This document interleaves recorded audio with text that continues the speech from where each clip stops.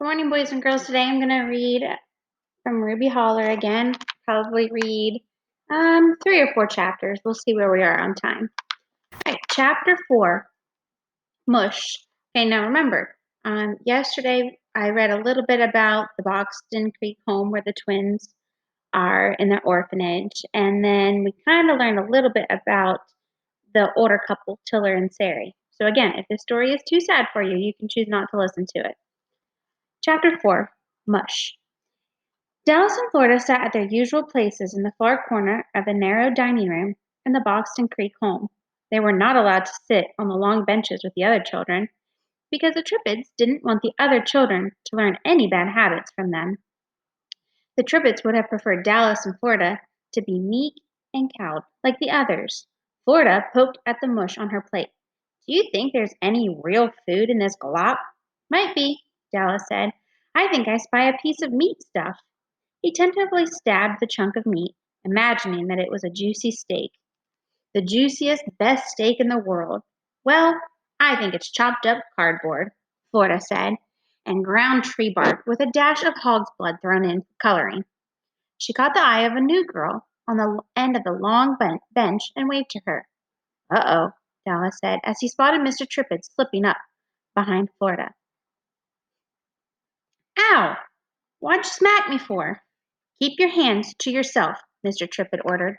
Dallas stared at Mr. Trippett's gold tooth. He imagined himself as a dentist, removing that gold tooth, pocketing it, and refitting Mr. Trippett with something else. Maybe something red, maybe plastic, shaped like a fang. "My hands are to myself," Florida told Mr. Trippett. "Look, see how they're attached to my arm? Quit whacking me." "I will quit whacking you when you put your hands in your lap where they're supposed to be." Florida placed her hands in her lap, and when Mr. Trippett moved away, Dallas said, "How are you going to eat with your hands in your lap?" Florida leaned forward and lapped at the mush with her tongue. Mr. Trippett turned around in a flash. "My hands are in my lap." "Eat with your fork," Mr. Trippett ordered. "Well, how am I supposed to do that if my hands are in my lap?" Florida said. Dallas was eyeing his plate, trying not to move a muscle. If he laughed, Mr. Trippett would get him in trouble too. The new girl was staring at Florida and Mr. Trippett. "Does he do that to everybody?" she whispered to the boy next to her. The boy looked terrified. With one hand he covered his mouth, and with the other he gestured to the rules posted on the wall. The first rule in the dining room was no talking. At 7:30, the buzzer sounded. Dallas washed the last pan and tossed it on the shelf. "To the palace," he said. Florida raced down the hall to the grimy, dark dungeon of the discrepant palace. "Quit that running! Quit that shouting!" Mrs. Trippett yelled. "Get in your rooms!" Down the hall they ran, zipping in and out of other children's rooms. The other children laughed at Dallas and Florida, but quickly closed their doors after they had passed. Laughing at Dallas and Florida was a serious offense in the eyes of the Trippids. Once inside their rooms, Dallas and Florida each pried up a loose floorboard and deposited some of the food that they took from the kitchen, one nearly a whole piece of bread and one raw potato each. It was always good to know that there was something under the boards, something to fight off the hunger in the night.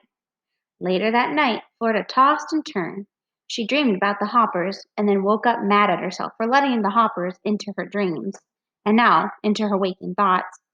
She and Dallas were only 5 years old when they were sent to live with the Hoppers. For the first few days, they thought they had landed in heaven. They had their own room, and every day the Hoppers gave them a new toy.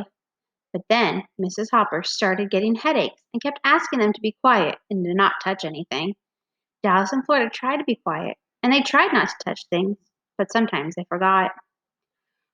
One day, Florida picked up a $10 bill that was lying on the kitchen counter. She was studying the pictures on it when Mr. Hopper snatched it from her and slapped her hand. "Don't you ever steal any money from me, you hear?" He looked very mean, way up glaring down at her. Her insides felt a little queasy. She started noticing little piles of money everywhere. A pile of bills on the kitchen table, a few more on the bookcase, a jar full of quarters. She wasn't ever going to touch their money. Ever. One day she came downstairs and saw Dallas sitting on the living room floor with a jar of quarters in front of him. His hand was dipped way inside, and he was swirling his hand around the quarters. Mr. Hopper bolted into the room and grabbed the jar, wrenching Dallas's hands out of it. "You little thief," Mr. Hopper said. Florida grabbed the jar from Mr. Hopper and smashed it on the floor, sending quarters and shards of glass all across the floor. The next day, Dallas and Florida were back at the Boxton Creek home again. Mr. Hopper told the Trippids that he and Mrs. Hopper had made a mistake and that they weren't ready for children. If Florida had been older, she might have felt that Mr. Hopper was right and that she was lucky to be away from them. But she wasn't older. She was 5. And what she felt was that she and Dallas had been very bad and they would never be in a real family. Okay, so you're going to want to remember that question. How does she feel after she's returned from the Hoppers? She feels very bad and she thinks that they're never going to be able to be in a real family. You're going to want to remember that. Now in her room at the Boxton Creek home, Florida wondered why she had dreamed about the Hoppers. They were neither the first nor the last family that Dallas and Florida had ever been to, and they were certainly not the worst. As she drifted back to sleep, though, she was swallowed by another nightmare about the Hoppers. Next door, Dallas heard Florida whimpering in her sleep. He crept to the closet and lifted the cardboard flap covering a hole in the wall. "Florida, what's the matter?" Florida woke up and looked around. She slipped out of bed, tiptoed into her closet, and knelt beside the hole. "I was having a nightmare about those Hopper people," she said. "Ah, don't think about them," Dallas said. "Erase them. Someday we'll get on that freight train and ride out of town, and we'll be on our own, and we won't have to put up with people like that anymore. Someday we'll live in a beautiful place, and—" On he went like that until Florida calmed down, curled up on the floor of her closet, and fell asleep. Chapter 5. Thinking Corners.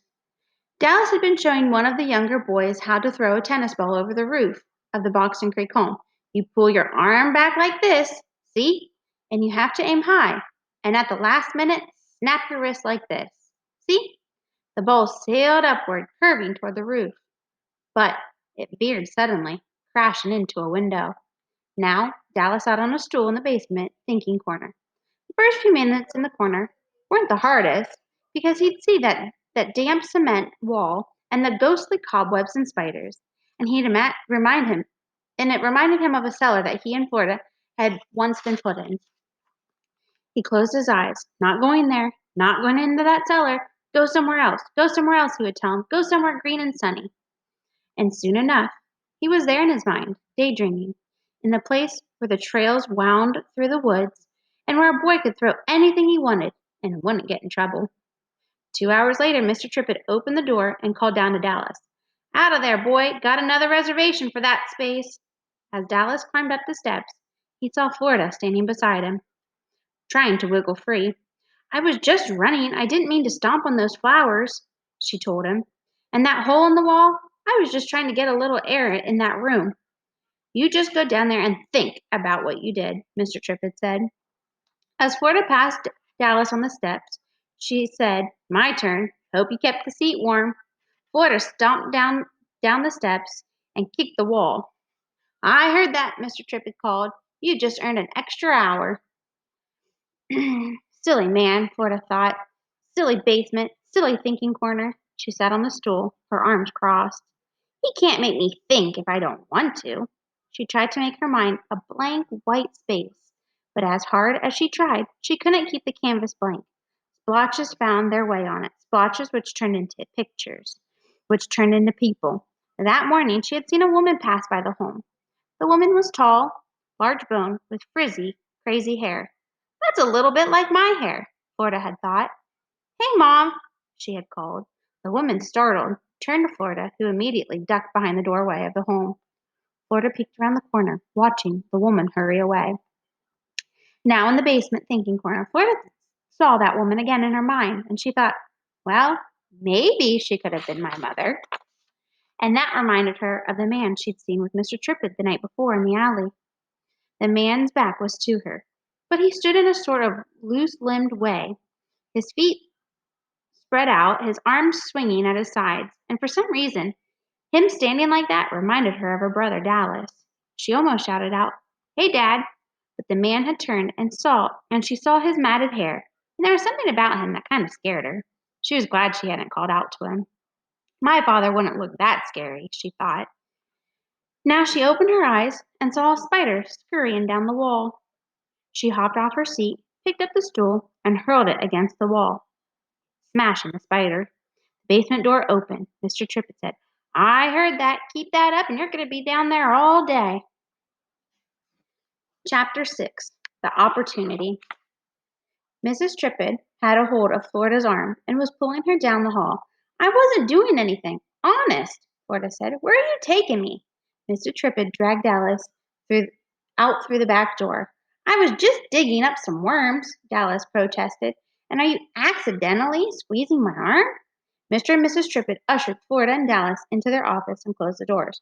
"All right, sit down. You're a mess," Mrs. Trippett said. "I wasn't going to sit anywhere anyway." "Take off those shirts and put on these nice clean ones," Mr. Trippett ordered. "What for? You said we had to wear these scratchy, stinky shirts for the rest of the week." "I said take them off. You two are going somewhere else." Florida flashed Dallas a look. "They've heard this before way too many times." "No, we're not. We're not. We're going to be here until the day we die." Mrs. Trippett sank into a chair. "Oh, I certainly hope not. I certainly pray that this is not the case." Mr. Trippett said, "We have an opportunity for you, a splendid opportunity." He looked at his wife. "Don't we, Mrs. T? Don't we have a splendid opportunity for these two young ones?" "We're not going to any of those foster places," Florida said, "if that's what you've got in mind." Dallas touched Florida's elbow. "Well, we might if it was the right place, like a mansion or something." As Mr. Trippett smiled, a slow kind of smile, light sparkled off of his gold tooth. "This is a grand opportunity. I suppose you could consider it a temporary kind of foster arrangement," Mrs. Trippett said. "I'm not going," Florida said. "That last place you sent us had more fleas than a mangy dog." "Not quite a zillion." "And a zillion snakes." "Well, not quite a zillion," Dallas said. "100 zillion," Florida said. "And lizards. And that guy, he was crazy." Mrs. Trippett winced. "Well, perhaps that last place wasn't the best choice." "But this is a traveling opportunity," Mr. Trippett interrupted. Florida and Dallas exchanged a glance. "What sort of traveling are you talking about?" Florida whispered to him, "Don't trust him. Don't fall for it. They're probably sending us to Siberia." Mrs. Trippett opened a folder on her desk. "Let's see. There's a river trip across the state to the Rutabaga River."